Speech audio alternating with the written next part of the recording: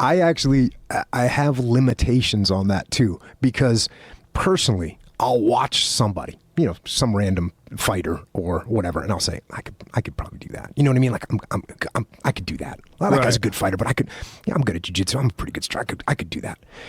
And then occasionally I see a guy and I go, no, you know what? I could not do what that guy can do.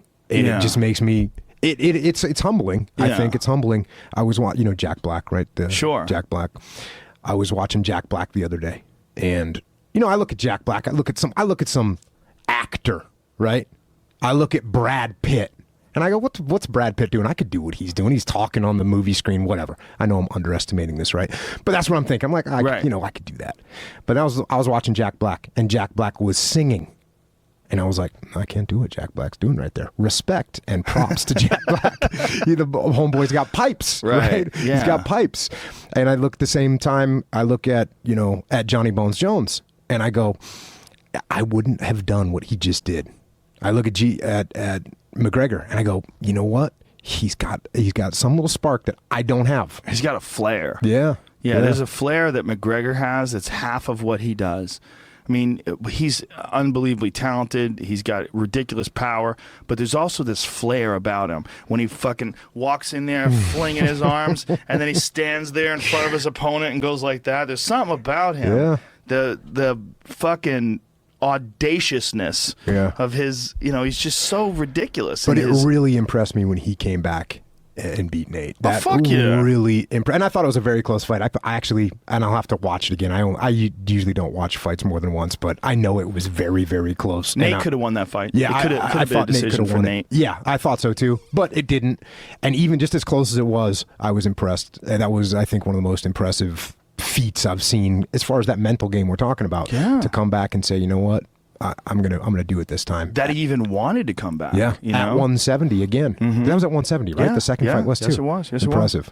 It was very impressive. A lot of people don't know that he had a pretty bad staph infection just a few weeks before the first fight, and he was on some serious antibiotics, and that's one of the reasons why he was so drained. Like, people are like, oh, he gassed out. Like, if you've never taken antibiotics before, you don't know how fucking horrible it is on your gas tank. It's it's the weirdest thing ever. It's like you could be in great shape, you get on a run of antibiotics, and your body's just, you got a fucking thimble gas tank. There's nothing left. You got no energy. Yeah. For whatever reason, you just can't push yourself through stuff. And I think that played a factor in that fight. And here's the thing about McGregor.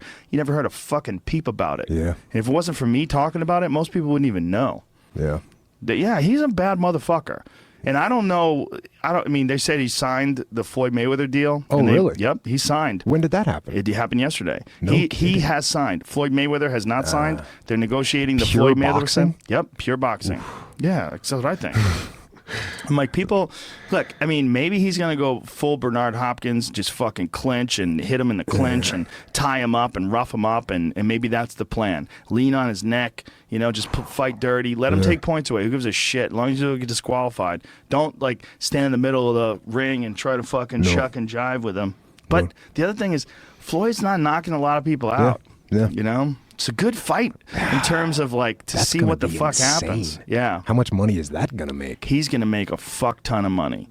He's going to make he estimated, I don't know if it's true, between $75 and $100 million. Good on him. Yeah. Good on him. And then who knows how much Floyd's going to make? Somewhere in that range too, maybe more, probably more. But I think that it's going to be interesting. First of all, Floyd's 40, almost 41. Floyd's maybe the best defensive boxer that's ever walked the face of the planet. He's right up there. You go back to Willie Pep and a lot of the guys from the old days, and for sure Lomachenko today. Mm-hmm. But in terms of overall performance against elite fighters over the course of his career, the guy's only been tagged hard 5 or 6 times ever. Yeah. He's a fucking freak, and hard work. You look at him, he's throwing money around, driving Bentleys, but that fucking guy will get on the strip and he'll be running miles at 3 o'clock in the morning. Yeah. He opens up his gym at 3 o'clock in the morning, just does 15 rounds in the bag. He works hard. Yep.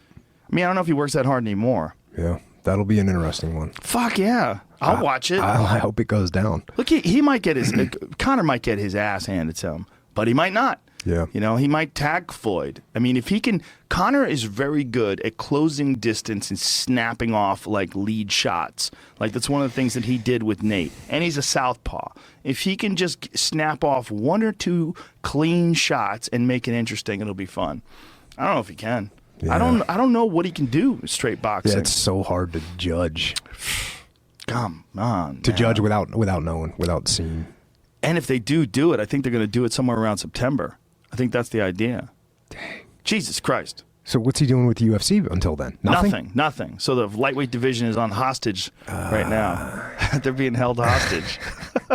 Is he like interim something or whatever? Well, they were supposed to do that, but fucking Khabib Nurmagomedov got sick trying to make the weight and didn't make the weight. What happened there? Tony Ferguson and Khabib were supposed to fight, and Khabib's liver shut down.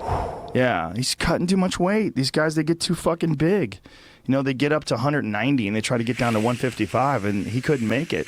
Was he walking around at 190? I don't know. That's what I heard. I don't know what he really weighed, but he's a bad motherfucker. Yeah, for sure. Khabib's grappling is so super high level. I wanted to see that fight so bad because Tony Ferguson is a fucking savage. Yeah. He's a straight savage. So him versus Khabib, like I watched that fight with him and Edson Barboza again the other day. Yeah. Crazy fucking wild bloodbath until Tony caught him with the Darce. Yeah. It was a fucking amazing fight. Like that's the guy I want to see fight, a guy who's one of the only guys undefeated at the top level of the game, which is Khabib. He's the only guy that's like a top contender that's undefeated and has smashed everybody in front of him. How much longer until he can fight again? Who knows if he'll ever be able to make 155 again? Who knows what kind of damage he's done to his body in these rapid, horrible weight cuts? I don't know, man. I don't know his medical history or his medical issues, but I know before the Michael Johnson fight, apparently he had a similar problem. He made the weight, but apparently it was real touch and go. Yeah. Can't do that. No, you got to cut your calories Can't back. do that. You want to suffer? Cut your calories back. Do a lot of fucking running. Drop some body weight. You're going to have to, and it can be done. It can be done. You're going to have to do it because this rapid dehydration, you're going to fucking die. Someone's going to die.